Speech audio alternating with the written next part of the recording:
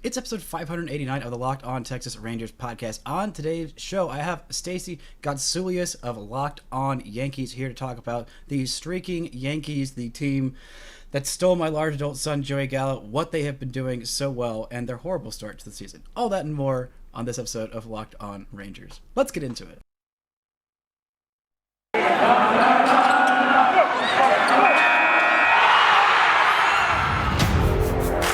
You are Locked On Rangers, your daily Texas Rangers podcast. Part of the Locked On Podcast Network, your team every day.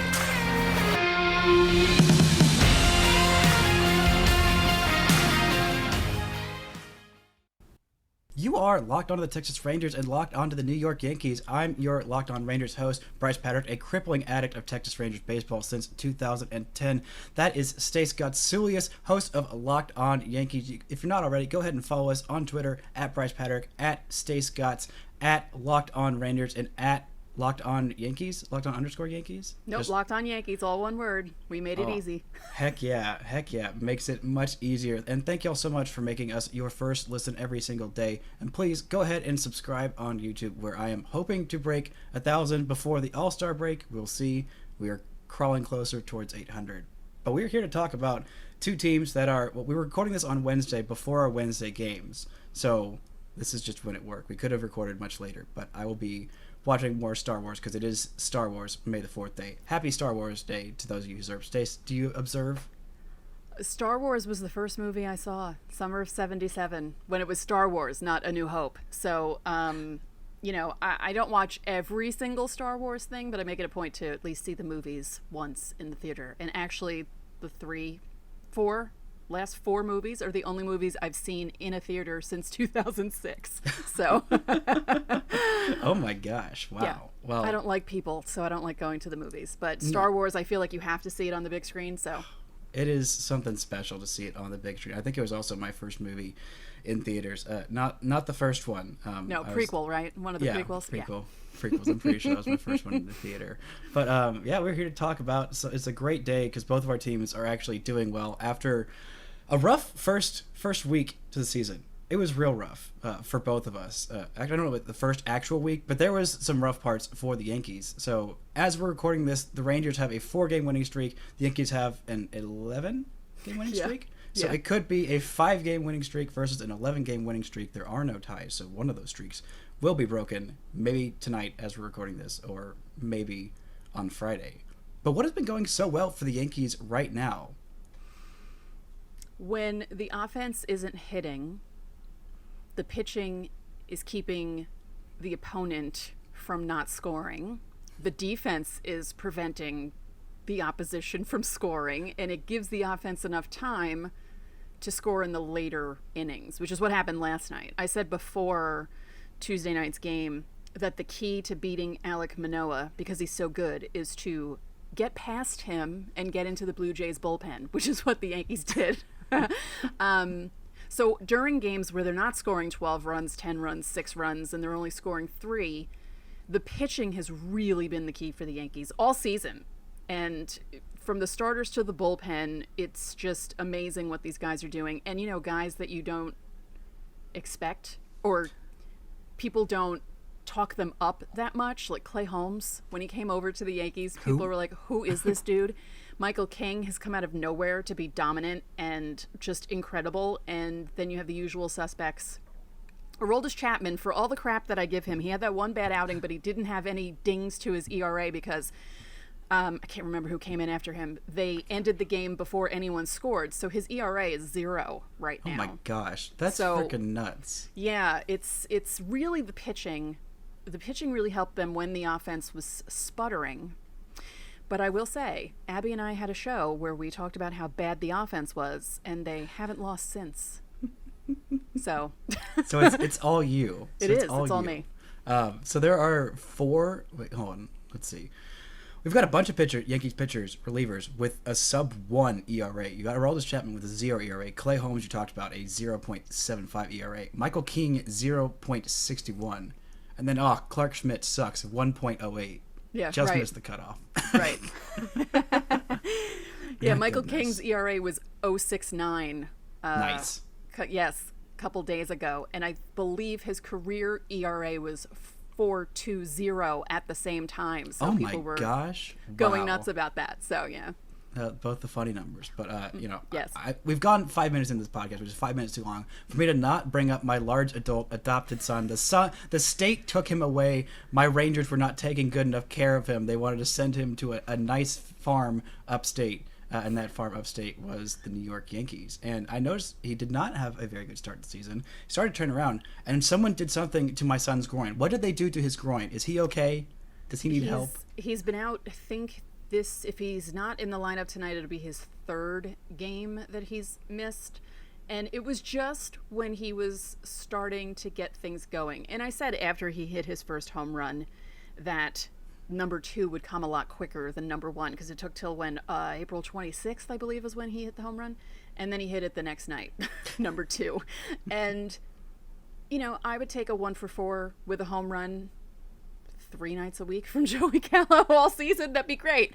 But yeah, the groin injury was at the most inopportune time because he was starting to look better at the plate. And he's just that type of guy that he's going to strike out. But, Aaron Judge strikes out a lot too. You don't hear people bitching about it every 5 seconds. Thank you. I mean, come on. I said this on during a show last week. I was going through Aaron Judge's career because he turned 30, so I was going through all the numbers, and in 2017 when he won Rookie of the Year and should have won MVP, he led the league in home runs and strikeouts. He had 208 strikeouts, 52 home runs. I mean, that's just the kind of players they are. But I like Joey Gallo. He has a lot of fun with his new teammates. They gave him the silent treatment after his first home run. I was so mad. I was so mad watching that. I was like, this man has been ridiculed, berated, absolutely turned into the devil, and they're not going to jump up and celebrate with this man. How dare they? But I have seen him say very nice things about the clubhouse, which feels like it's almost half Rangers. I said this on my show a few weeks ago. But if the Yankees take one more Rangers player that I like, I'm going to turn into a freaking supervillain. Because you have 4 of them now. I don't think Ronald Guzman has been up in the big leagues yet, but he is still there and he's being given a chance. We have 3 on the Major League roster in Joey, in Jose Trevino, and IKF, who I love IKF a lot, but I have to make fun of him for being a total dork the second he signed with the Yankees. He's like, I'm so happy to shave my face. This is such a clean cut, or it's all the dork. I am legit happy for him. But he's also being a little bit of a dork about it. What have been your first impressions of my 2 other now adopted sons? The state has taken away a lot of my kids. Yeah, I like IKF. He had a bit of a rough start, but, he grew up a Yankee fan, and, Didn't they all? I know, but he has actual pictures of himself in the right field bleachers at the old stadium. That's hardcore. I mean, if you're sitting there as a kid... Yeah. I didn't even like sitting in the right field bleachers at the old stadium when I was an adult. I avoided it as much as possible. He had a bit of a rough start, but, he seems to hit the ball in timely situations. He's not going to crush the ball. And I told Yankee fans that. I said, but if he hits the ball consistently and he gets up in big spots and hits a single and scores a run and, his defense is solid, that's, like I said earlier, the defense is really helping them prevent runs from scoring. Which is what you want and what they didn't do last season. So, I like IKF. Trevino, I haven't seen enough of him, but I like the way he works behind the plate. I think it's pretty funny that he came over and almost immediately became Garrett Cole's personal catcher, even though they won't say that. We'll see this weekend. We'll see. But don't be surprised if you see him behind the plate when Cole's pitching. Yeah, I mean, with IKF, he has literally, on the 20 to 80 scale for power, it's 20. Right. It's not. Half of his home runs are into the Crawford boxes in Houston. And he has had such a weird career. I don't know how much Yankees fans know. I'm sure there's been a lot written about how, he was, 3 years ago, was a catcher. That's what they're trying to do, something to just get him in there. He's always had really great contact. He's not going to strike out a whole bunch. He's going to put together pretty smart at bats. But they just couldn't find a position for him. They're like, okay, we're going to start you every day at third base. This is just where you're going to be. And he turned into the best defensive third baseman in baseball for that season. He was incredible. And then they gave him the shortstop job. I'm like, all right, well, let's see if you can do something. And he turned into one of the best defensive shortstops in baseball. Like, there's a lot of value in that. And if you do one thing well, like, he worked his freaking butt off. Like, he worked so hard to do that, because literally going from, like, being a catcher, playing a bunch of different positions, he'd always played, like, infield defense well, but they finally gave him a spot. And I am happy that he's getting his spot, because, like, once the Rangers signed Marcus Semien and Corey Seager, and, well, their top prospect, Josh Young, was, before he had an injury that, derailed his entire season, the thought was, IKF is going to play third, and then we'll see what happens to him after that, because it's going to be Josh Young's team. I also feel kind of bad for him, because Rangers manager Chris Woodward said, like, the first call after the lockout was IKF going to say, yep, the third base job is yours. And boom, like, the next frickin' day he's traded to Minnesota for like 5 minutes, and then he's a Yankee. Yeah. Just as long as I don't have to see Gleyber Torres at short, I am thrilled. He's so much better at second. He bats better when he's playing second. I don't want to see him at shortstop. So IKF, love you. Yeah, for sure. One last thing, I gotta ask how Anthony Rizzo became like this absolute monster masher. Is tied? I think he's tied for the Major League Baseball lead in home runs with 9, and I'm saying that Aaron Judge is on there too. What has gotten into Anthony Rizzo? I mean, he's always been a good hitter, but like, this is like, dang, dude. To be fair, the 3 home runs he hit that one night were Yankee Stadium home runs, but the opposing team has the same wall to go over. You guys can hit that short porch also. So, it's not like they move the fences back when the opposition is batting. But, I said that I felt like Rizzo was the MVP offensively for April. Although Judge picked it up at the very end of April and into May. But I would say he was the offense's MVP just from what he was doing. And, he's good at first, too. I mean, last night, Wandy Peralta surprised the hell out of him and Alejandro Kirk and picked him off at first. And you could tell that Anthony Rizzo wasn't expecting that throw, but he got it and he put the quick tag on. It was pretty funny. I was like, oh, okay, because I don't think Luke Voigt would have done that. No offense to Luke Voigt. But yeah, no, Rizzo's been not a surprise, because Anthony Rizzo's a good player, but I just feel like he's doing Another a lot better level. than I thought he was going to do. Yeah. Yeah. For sure. There are definitely high expectations there. And we talked a little about Jose Trevino and how good he was. And I thought he was going to make the Rangers opening day roster, but someone else, Jonah Heim, has been absolutely crushing it for the Rangers. We'll get into a little bit of who on the Rangers has been absolutely crushing it and very much not so far. But I'm a little hungry. And you know what I do when I get hungry? I reach for a Built Bar. Built Bars are the absolutely best tasting protein bars you will ever have. My ad reads have been so good for Built Bar lately, I have convinced myself to buy several different boxes of Built Bars, which is dangerous because they are just so good. And I just fill my fridge with them. Stace, what's your favorite Built Bar flavor? Mint brownie. My listeners are probably like, oh, Stace is talking about it again. But yes, mint brownie.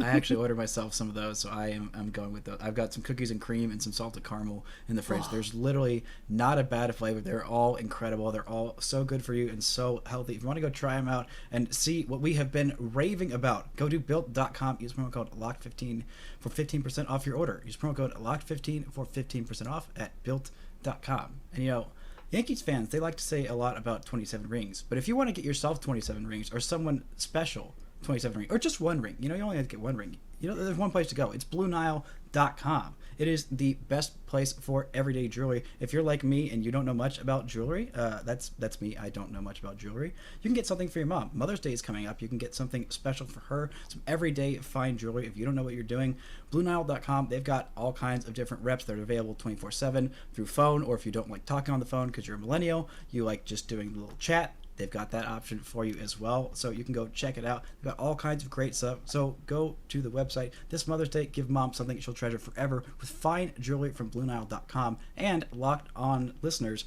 get $50 off $500. This podcast exclusive is only good through Mother's Day, which is coming up Sunday. It's Sunday. Don't forget it. It's coming up in 2 days.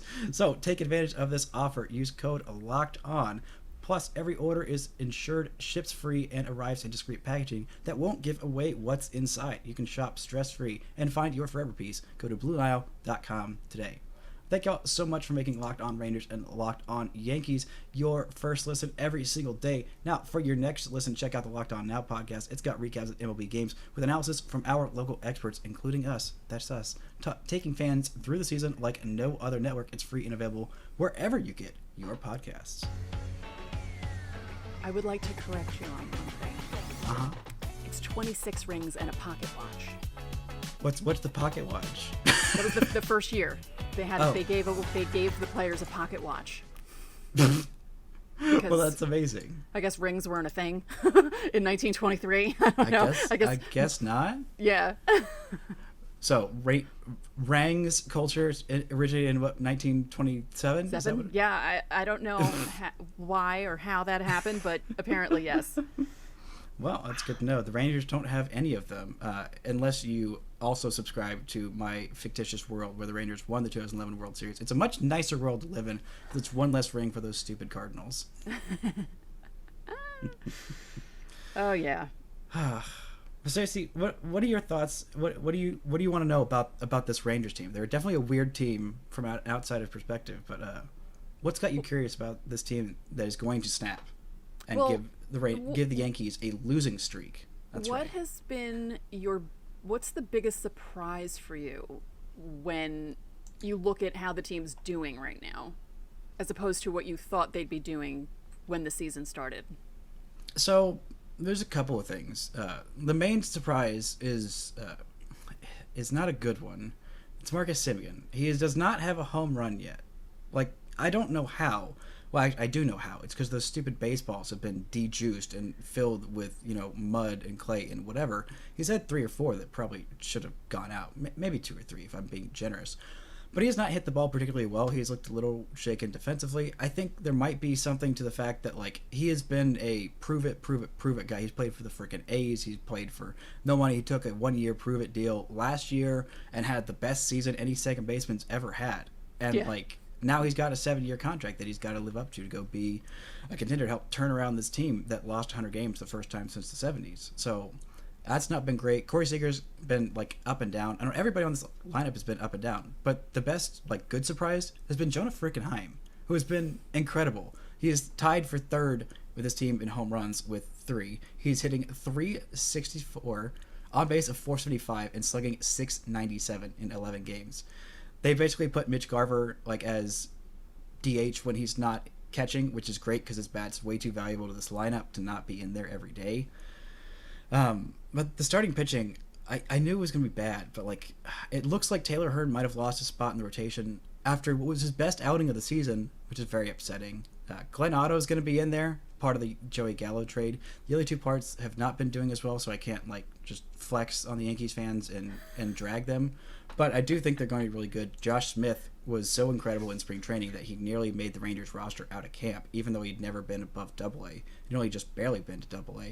So they haven't had the greatest start to the season. I've liked what I've seen from Ezekiel Duran when I've seen him in Frisco, but the last couple of weeks have been pretty rough for him. But, this Rangers team's in a weird place right now. They're going for, middle of the pack, but this has been a very mixed bag start to the season. Yeah. I mean, sometimes it takes a little bit for teams to get going. The Yankees have certainly had seasons where their Aprils are not the best, where they start off a little slow and you're just like, what is going on? And then they pick things up. This April is not like that. April into May was not like that at all. It's just really strange sitting here right now. They've had streaks like this the last 3 seasons, and I didn't expect this. No, not at all. Again, it started after I complained about how bad the offense was. I mean, we literally, on our thumbnail for YouTube, the Yankees offense is bad. That's what we put for our video on YouTube. And the next day, or that night, because they played the Guardians, they swept them. Then the Orioles, they swept them. Then the Royals, they swept them. And now they're, they've won the first 2 against the Blue Jays, because I know a lot of people were kind of like, they played the Guardians, the Orioles and Royals, big deal. But they went into Toronto and have shut them down. Toronto's only scored 3 runs against the Yankees insane pitching for now. So good Lord. Yeah. I've seen how good that Toronto team was. The Rangers started their season against them, and outside of the first inning where things are going really well, as soon as I started talking What were you doing? crap, What were you thinking? I've forgotten what it's like to cheer for a team that doesn't suck completely. I was so happy. I was brought so much joy. For Yankees fans who don't know, I started talking a lot of trash after the Rangers went up like 2-0 or like 4-0 in the first couple innings, and I was like, yes, this is it. Everything's fixed. Brad Miller's going to be amazing. He's going to win MVP. Mitch Garver's going to hit a home run every freaking game, and it's all going to be beautiful. And, the Rangers blew that lead and lost 2 out of their first 3 there. And somehow the only game that they won was the one that Spencer Howard was the starting pitcher for, and he gave up like, I don't know, it felt like 17 home runs in that game. It wasn't 17, but it was several in a very short outing. But I don't know, this Rangers team is a real mixed bag. The bullpen was horrendous to start the season. The last couple of weeks, it's been like excellent. Their advanced numbers are kind of like all over the place. So I don't really know if it's legit. I like a lot of the guys. Brock Burke has been fantastic out of the pen. Absolutely fantastic. Was a guy who the Rangers got in the Jerks and Profar trade, which I don't know if you knew, but the Rays were somehow involved in that. I don't know why. I still don't know why or how in the end. But he was a starting pitcher, and then 2020 he had shoulder surgery and was out the whole year. And I was like, okay, well, shoulder surgery can completely derail a career. And then last year he was horrible. He was just straight up horrible. And I thought, okay, well, that's the end of Brock Burke, which really frickin' sucks because I really liked him. And then this year comes into spring training and looks amazing, absolutely amazing. And I thought he might actually break camp in the Rangers rotation, and I still think he might end up cracking the rotation with Taylor Hearn moving out. But like, he's been one of the better relievers in baseball. He's pitched in 8 games, 14 innings, and struck out 21. Like, his strikeout numbers are ridiculous. So he's been a revelation. Joe Barlow's been really good. But the starting rotation is, I need John Gray to be healthy. Glenn Otto's here for now. I didn't expect it. Dane Dunning just had an amazing start, and Martin Perez. We, as Rangers fans, we were pronouncing that wrong for the entire first 6 seasons of his career, and then he comes back and he's like, "Hey, this is actually how you're supposed to say my name." So super embarrassing for all of us. But yeah, he's looked much better. So I don't know. This is a weird team. I need Marcus Semien to kind of start to put it together. I think he will. I just need him to just chill out. Like, it's fine. You'll be fine, dude. You're a really good baseball player. Right, and good players, figure out a way to hit and get he'll be fine. It's still really early. I keep saying that on my show. It's like, it's still so early, and so many things can change. Teams that look really crappy right now could turn things around on a dime and do really well. But that's the beauty of baseball, because the season is so long. You never know what's going to happen. I know. My baseball brain is all messed up of how to rationally analyze a team, especially when with any expectations, because there was last year, which absolutely destroyed me. Thank God that the Astros didn't win the World Series, or I might have literally given up sports. There was 2020, which was 60 games, so literally one bad month. It's not the end of the world. It literally is. The Rangers were thinking about contending and grabbing one of those 37 wild card spots, and then the whole Grand Slam fiasco happened, and they finished getting the 2nd overall pick. 2019 feels like 18 bazillion years ago. There's been a pandemic. There's been a 99-day lockout. My baseball brain just doesn't know how to rationally process this sport anymore that I've watched for basically my whole life. Yeah. I feel like I bet against the Yankees quite a bit, and where I would have gone if I was going to put money on it. I would have gone to betonline.ag. Did you guys know that .net, not goodness Yeah. gracious, so embarrassing. Did you all know that betonline.net is your #1 source for all your betting stats and sports info? And you can find the latest sports developments, league reviews, and news, including this year's basketball playoffs. They've been kind of crazy. I did know that. Yeah, it was pretty cool. Yeah, the start of the baseball season, the Yankees World Series odds have changed a lot in the last month, by the way. And this weekend's run to the Roses with the Kentucky Derby is back. How exciting. BetOnline is your continued source for all your sports wagering information, from live betting to playoffs, esports, and more. Head to the website today, or use your mobile device to learn more about the trends in action. BetOnline, where the game starts. It is where the game starts. And, I think these games, I'm hoping that both these teams win tonight, and so we could go in with winning streaks of a dozen and half a dozen, wait, 5, I don't know, several games on the line. I'm bad at math, and counting counts as math before you make fun of me.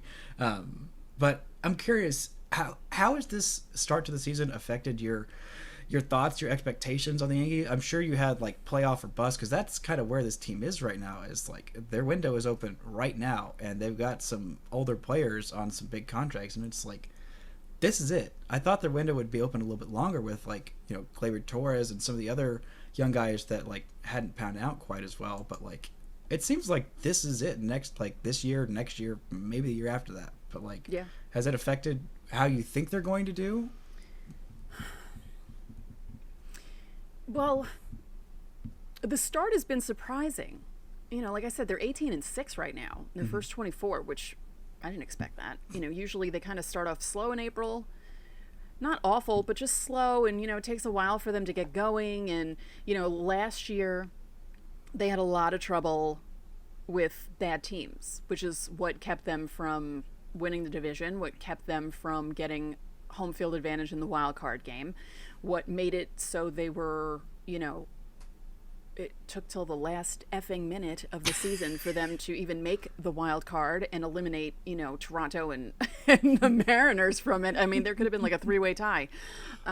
Which, that's a real shame that we missed out on that, because that would have been a lot of fun. No, it's not. For other fans, not for Yankees fans, but for the neutrals. Not for us, but for everyone else, yes.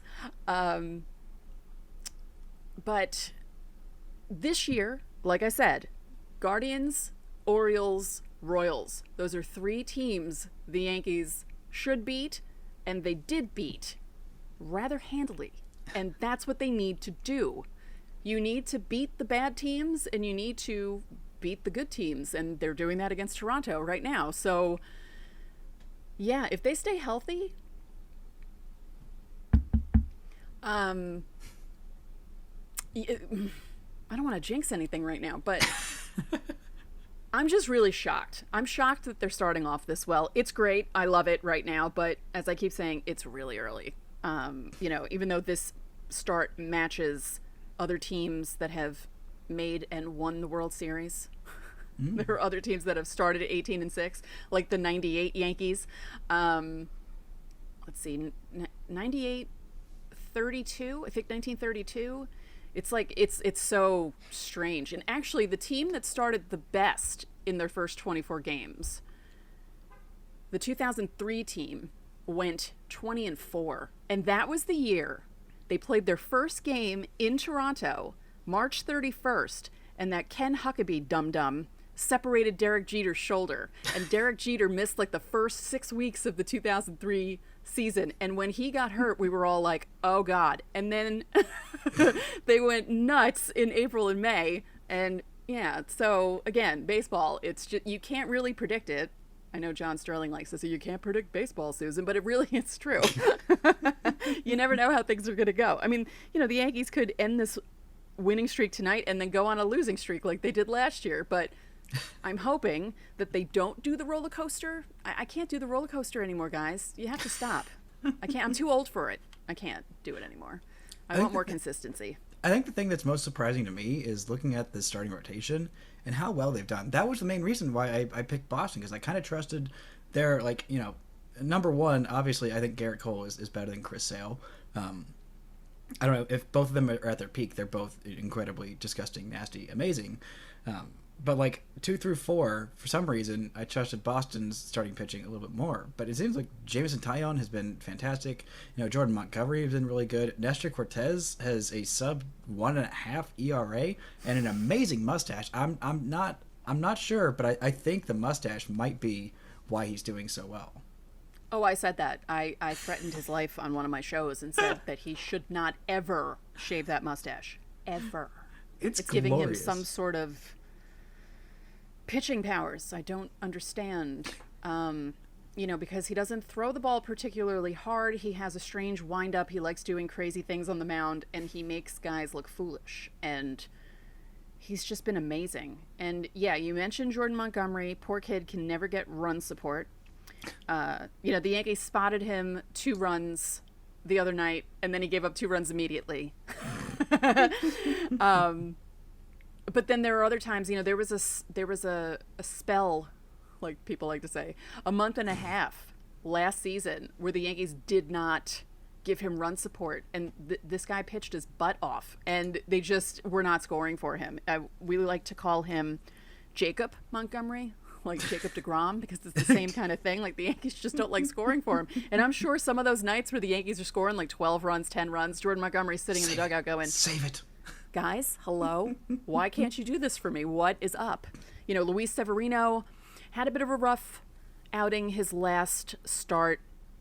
And then the last inning he looked better, and he's coming back from injury, and with him you never know what's going to happen. But yeah, Jameson Taillon has been a revelation. I didn't think he was going to be back in time because of his ankle surgery, because he had that weird ankle injury at the end of last year. Mm-hmm. And he's been amazing so far. And he's the pitcher that the Yankees thought they were getting when they got him last year. So yeah, everyone joked about the rotation being Garrett Cole and other guys, and all these guys so far are stepping up. Nestor Cortez, truth be told, has been the Yankees' ace so far. No offense to Cole, but Cole's ERA is 3. Just kidding. How terrible. But, you mentioned the Yankees needing to beat bad teams, and I'm curious, from your perspective, where do you put this Rangers team? Do you expect them to be, what do you think of them? Obviously, they have kind of mixed bag to start, but they spent, a lot of money. They turned into the Yankees this offseason, spending more money than them, and getting 2 guys who, frankly, the Yankees look like they probably could have used. Are you looking at this team as like bottom feeder or like contender or somewhere in the middle? I would say right now they're somewhere in the middle. I think if guys start stepping up a bit, they might be a contender. I feel like you were talking about Semien not really doing much, and it's like, yeah, he'll probably start doing stuff against the Yankees this weekend. Really because you so. said that. Yeah, I don't know. I think it's too early. I don't think they're a bottom feeder. I don't see them as, like, no offense, the Orioles, or even the Royals, or the frickin' Reds. My goodness. Poor Jeff. Oh my Poor God. Jeff. I had no idea that they were that bad. And then I didn't either. Yeah, and then I saw their record like 2 nights ago, and I thought, it's bad. Is that right? And then I looked, and whoa. Yeah. I mean, how do you watch baseball? Like, if you go into every game pretty much thinking, yeah, they're not going to win this. I can tell you, it's not fun. I did it last year. It's not fun, and I haven't had that since 1990. It's been I know, a while. it's been like forever since the Yankees even had like a losing record. I'm like, you freaking spoiled jerks. It's not fair. I know, and Yankee fans are the first people to complain about things like, they were so bad in 2013 and 2014. I'm like, they were still over 500 and in the playoff race at least until September. It wasn't like they were out in June. So what are you talking about? And I say it all the time. Don't want it to happen now.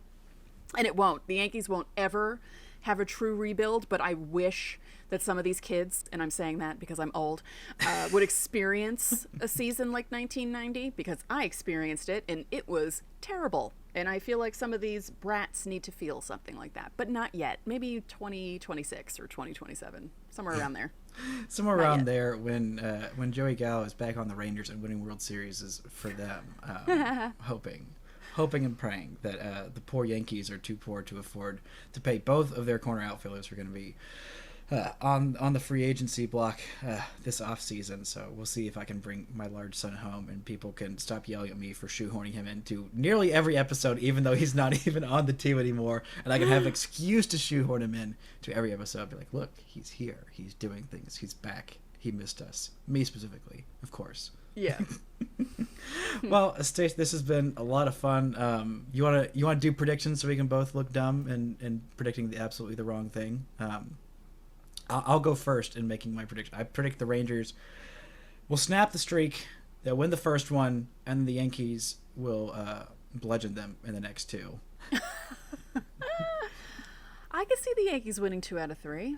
Wait, why did I say Glenn Otto is the one who's starting on Friday? I think Glenn Otto gets his revenge game because look at you traded me. And then, of course, the 2 pitchers that I'm feeling pretty good about right now in Dane Dunning and John Gray are going to be the ones going on Saturday and Sunday. But no, I'm calling it the Glenn Otto revenge game on Friday, and then less good but hard-fought battles, I think, in Saturday and Sunday's games.